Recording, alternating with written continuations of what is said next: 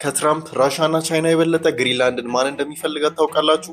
እነዚህ ሶስት ግለሰቦች። ወደ ግሪንላንድ እንኳን በደህና መጣችሁ። ይህች ደሴት ለቴክኖሎጂ ኢንዱስትሪ ልክ እንደ ባካፕ ድራይቭ ናት። ምን መሰላችሁ? እንደምታውቁት ኤአይ ኤሌክትሪክ ይጨርሳል። ከ4 ዓመት በኋላ ደግሞ የዳታ ሴንተርስ የኃይል ፍላጎት በኃይለኛው ይጨምራል። በዛውም ኢትዮጵያ ምን ያህል ዳታ ሴንተርስ እንዳላት ኮመንት ላይ ገምቱ። ዳታ ሴንተርስ በጣም ይሞቃሉ። እነሱን ለማቀዝቀዝ ደግሞ ቢሊዮኖችን ያስወጣል። ግሪንላንድ ግን ተፈጥሯዊ ፍሪጅ ናት። ለዓለም ትልልቅ ሱፐር ኮምፒውተሮች ነፃ ቅዝቃዜ እንደማለት ነው። ለዚህ ነው የኢነርጂ ባለስልጣናት ቦታውን ለዳታ ሴንተርስ ምድር ላይ ካሉ ቦታዎች ሁሉ መርጦ ያሉት። ነገር ግን ጉዳዩ ቅዝቃዜው ብቻ አይደለም፣ ድንጋዮቹም ናቸው። ግሪንላንድ ለኤአይ ቺፕስ እና ሳተላይቶች የሚያስፈልጉን 34 ወሳኝ ማዕድናት ውስጥ 25ቱ ይገኙባታል። በትልልቅ የቴክኖሎጂ ስሞች የሚደገፉ ኩባንያዎች እነዚህ ማዕድናት ለማደን አሁን ኤአይ እየተጠቀሙ ነው። ወርቅ እየፈለጉ አይደለም፣ የሚፈልጉት የቀጣዩን አይፎን ግብአቶች ነው። ግን እዚህ ጋር አንድ ችግር አለ። ድንጋዮቹን ማግኘት ቀላል ነው፣ ማጣራቱ ግን ከባድ። በአሁኑ ሰዓት ቻይና የዚህ ማጣራት ሂደት 90% ትቆጣጠራለች። ስለዚህ አሜሪካ ማዕድኑ ከግሪንላንድ ውስጥ ብትቆፍረውም ጥቅም ላይ ለማዋል ግን አሁንም ወደ ቤጂንግ መላክ ሊኖርበት ይችላል። ታዲያ ግሪንላንድ የኤአይ የወደፊት ተስፋ ናት ወይስ ጀስት ገንዘብ ማባከኛ?